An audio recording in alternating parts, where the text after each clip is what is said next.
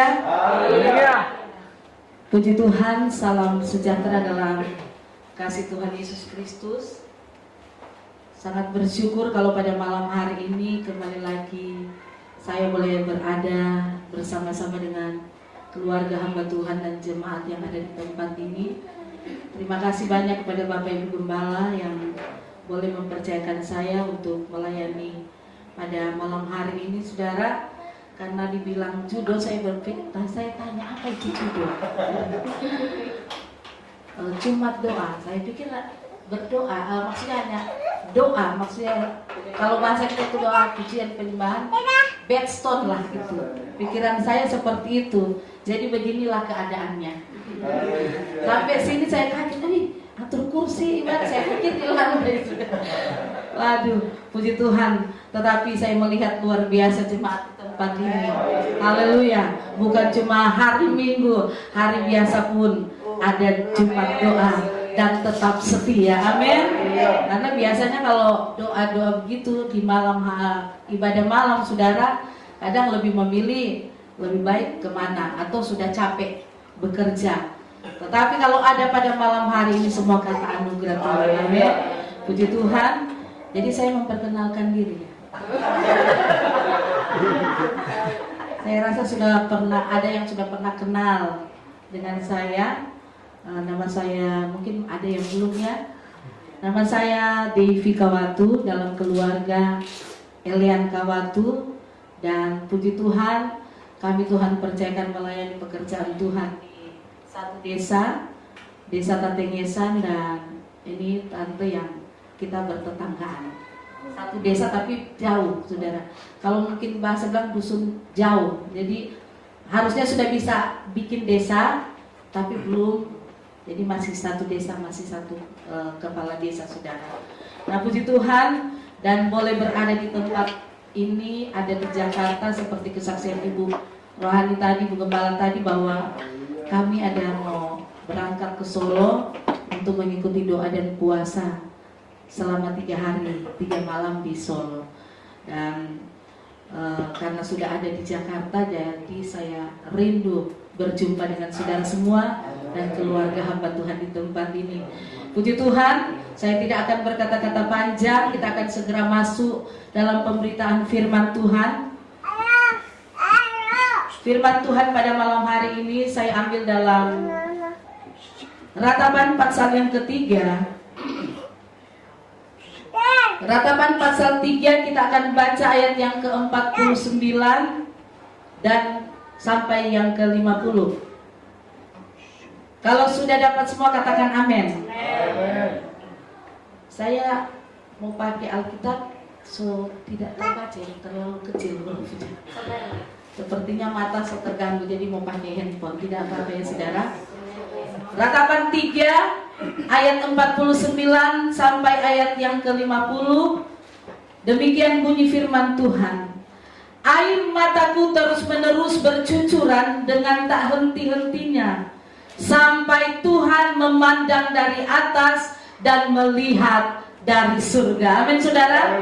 Puji Tuhan, pada malam hari ini dalam Jumat doa, saya dan saudara ada, kita memuji memuliakan Tuhan, kita menyembah Tuhan, kita rasakan hadirat Tuhan. Kita sudah dikuatkan lewat kesaksian dari Ibu Gembala yang ada, kekuatan besar yang kita boleh alami di saat kita selalu berserah kepada Tuhan. Amin. Dalam ratapan ini dikatakan bahwa air mataku terus-menerus bercucuran dengan tak henti-hentinya. Bukan bercucuran dengan sia-sia, tetapi dia terus bercucuran dengan tidak henti. Dia berusaha sampai Tuhan memandang dan menjawab doanya. Begitu juga dengan kita pada malam hari ini. Ada pergumulan saudara, ada beban saudara, mungkin sedang mengalami kesulitan, kesusahan, sakit, penyakit yang ada di dalam hidup kita. Jangan pernah berhenti berharap kepada Tuhan. Amin. Tetap terus berharap dan bersandar kepada Tuhan. Kalau kita berharap kepada manusia itu terbatas, saudara. Manusia terbatas. Banyak kali saya katakan, kalau kita berharap meminta pertolongan kepada manusia, 1, 2, 3 kali bisa masih dia tolong. selanjutnya dia pun bisa berkata, saya pun butuh pertolongan. Amin saudara. Itu manusia. Oleh sebab itu di saat kita mendapatkan satu masalah di dalam kehidupan kita, persoalan hidup, baik pribadi, dalam rumah tangga kita, dalam usaha kita, jangan lari kepada manusia tetapi berharap dan bersandar kepada Tuhan. Jangan berhenti berharap. Amin. Ratapan katakan, air mataku terus menerus bercucuran dengan tak henti-hentinya. Dia meratap itu bukan karena sudah tidak ada pertolongan, tidak saudara, tetapi dengan pengharapan yang besar, dia percaya bahwa Tuhan pasti menolong. Amin. Dengan satu pengharapan yang besar di dalam hatinya, dia percaya bahwa Tuhan akan memandang dari tempat yang maha tinggi. Jangan menyerah saudara. Amin. Jangan pernah menyerah dalam menghadapi pergumulan hidup. Jangan menyerah. Ada Tuhan. Selama kita taat, setia, mengutamakan Tuhan dalam segala hal, Tuhan selalu tepat pada waktunya. Dia tidak pernah terlambat saudara. Dia tidak pernah terlambat untuk menolong saya dan saudara yang secara manusia kita berkata bahwa Tuhan benar-benar sudah ada di ujung pengharapan, sudah ada di ujung, merasa bahwa sudah tidak mampu lagi.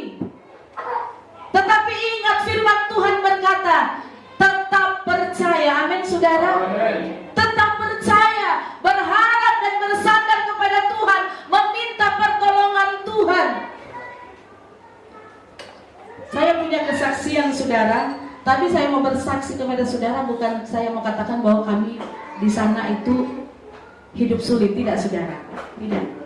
Tetapi ini satu kesaksian yang benar-benar saya mau katakan, saat kita mau menyerah, di saat kita ada pada titik terendah dan mengeluarkan perkataan yang seolah-olah sudah tidak percaya akan kuasa Tuhan, Tuhan bisa langsung menampar kita dengan kuasanya. Amin. Ini satu kesaksian kami saudara. Dan memang saat itu satu hal yang belum pernah saya alami. Makanya kata tante bilang bahwa kalau kami sampai ke tatengesan itu saudara, itu sama dengan terjun bebas saudara. Ada terjun bebas. Pas hari Minggu pagi saudara, sudah mempersiapkan tubuh jiwa roh ini untuk melayani Tuhan, melayani jemaat-jemaat yang Tuhan percayakan. Dan saat saya mau mandi saudara, sudah siap mau mandi, ternyata sabun mandi habis saudara. Ini bukan untuk itu, tapi saya mau ceritakan kepada saudara bagaimana bahwa Tuhan selalu tepat pada waktunya. Walaupun di saat itu pada titik terendah hampir mau mengeluh dan sepertinya sempat mengeluarkan pengeluhan, sehingga bapak suami saya katakan bahwa langsung ditampar oleh Tuhan di saat mengeluarkan pengeluhan. Habis sabun mandi saya panggil anak saya, Grace. Saya tanya kalau dia dari kamar mandi, ngomong sama anak saya yang paling kecil, karena biasa dia kalau ke sekolah dikasih uang jajan, dia sudah suka nak pakai jajan, dia simpan. Saya bilang, Grace, kamu punya uang tidak? Nggak ada, Mi. Kenapa? Mami mau beli sabun mandi, saudara. Saya kalau mau cerita ini, karena saya tidak pernah mengalami hal itu, saudara. Dan saat itu kami mengalami. Dan Grace bilang, tidak ada, Mi. Ya sudah, karena tidak ada uang buat beli sabun mandi, mandi saja dengan air saja, tidak pakai sabun mandi. Sementara saya mandi, tiba-tiba Bapak Gembala saudara, suami saya, tanya saya di kamar mandi, Mami ada uang 5.000? Dia kata, buat apa? Mau beli kopi. Saya jawab, saya aja mandi tidak pakai sabun mandi, kamu mau beli kopi? Saya bilang begitu saudara. Saat saya katakan itu, saya bilang, saya mau mandi aja tidak pakai sabun mandi, kamu mau beli kopi? Saya katakan, Akhirnya dia mengucapkan satu perkataan. Ini bahasa Manado, saudara. Dia mengucapkan satu perkataan. Tuhan tolong, siapa sope miskin bayi ini. Keluar perkataan seperti itu. Saat dia mengucapkan perkataan itu, tiba-tiba ada jemaat datang. Selamat pagi. Pagi. Om, ini ada bawa berkat. Saudara tahu apa yang dibawa? Kopi, sabun mandi. Oh. Kami itu, saudara, waktu melihat itu sampai suami saya berkata, Tuhan, untung dia tidak dengar. Saya bilang orang itu tidak dengar, tapi Tuhan dengar dan Tuhan buktikan. Jangan permalukan Tuhan. Kembali bilang suami saya, langsung ditampar, jangan pernah mengeluh. Amin, saudara. Jangan mengeluh dalam keadaan apapun engkau.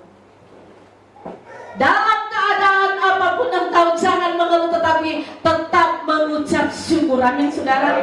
Mengucap syukurlah dalam segala hal, maka semuanya itu akan ditambahkan kepadamu, termasuk berkat-berkat jasmani. Amin, saudara. Berkat-berkat Tuhan akan mengikuti kita di saat kita tetap mengucap syukur dalam keadaan apapun yang kita alami. Yang walaupun secara manusia kalau kita melihat itu hal yang mustahil, tetapi bagi Tuhan tidak ada yang mustahil. Tepat pada waktunya, Dia tahu di Pastoriso tidak ada sabun mandi, tidak ada kopi, Tuhan kirim lewat anak Tuhan, saudara. Tuhan buktikan bahwa Dia selalu tepat pada waktunya.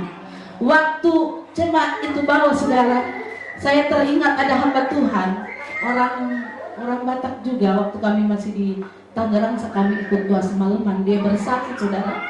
Dia bilang, kalau biasanya kita berkata bahwa Tuhan itu selalu tepat pada waktunya, kalau ini Tuhan, kalau boleh saya mau katakan, Tuhan kalau bisa sebelum waktunya.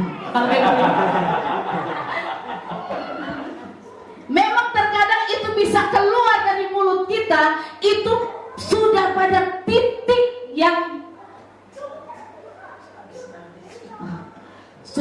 titik yang sangat sulit bagi seorang hamba Tuhan, saudara. Kalau bisa Tuhan, saya bercanda kepada suami saya, ini kok nanti keluar perkataan pengeluhan, baru dia datang untuk kopi, baru dia datang untuk sabun mandi. Tetapi Tuhan melihat hati kita, amin, saudara. Apakah tetap mengucap syukur dalam keadaan apapun yang kita alami? Begitu juga, saudara. Tuhan yang kami sembah adalah Tuhan yang dahsyat dan luar biasa. Tuhan yang sama yang saudara sembah. Kalau Tuhan buktikan kuasa dan mukjizatnya tepat pada waktunya kepada kami hamba Tuhan, saya yakin dan percaya Tuhan juga akan buktikan kepada saudara, pasti tepat pada waktunya. Apa yang menjadi pergumulan saudara, jangan takut. Amin. Jangan berhenti untuk berharap dan bersandar kepada Tuhan. Percaya penuh akan kuasa Tuhan. Jangan pernah ragukan kuasa Tuhan sampai Tuhan memandang dari atas dan melihat dari surga. Amin.